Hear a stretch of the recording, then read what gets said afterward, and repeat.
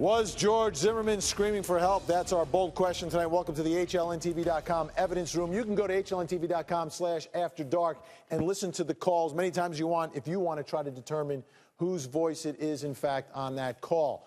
But right now, what I want to do for you, I took the call and I edited out all the portions where there is no screaming, kind of squeezed it all together so you can listen to the 17 seconds of recorded screams to make that determination of whether or not it was George Zimmerman. Take a listen. In here now. Yeah, pretty much out the back, yeah. Is he in front of it or behind that address? He's behind my house. Okay. Does he look hurt to you? He's yelling help? All right, what is your... So those are the screams. Again, you can go to HLNTV.com to listen to it as many times as you need to try to figure this out. Now, how about experts? We know what the family and friends are saying. They've sort of chosen sides in this. But how about an independent expert from the FBI? Here's what they said earlier in the trial. That type of voice sample or utterance is not fit for the purpose of voice comparison. For this particular case, best approach would be familiar voice recognition by the individual who have heard him in his whole life.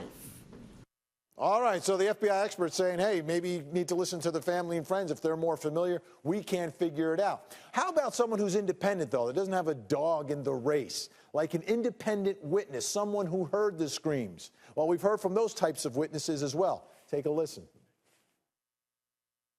At that point, I believe the person on the bottom I could finally see, and I heard a help. Can you say unequivocally that it was the person on the bottom versus the person on the top that was saying help? Not 100%, no. It sounded like grunts. We thought at first it was a couple of dogs barking. Well, in my opinion, I truly believe, especially the second yell for help, that was like a yelp. It was excruciating. I really felt it was the boy's voice. It was one person, yeah. How can you say it's one person?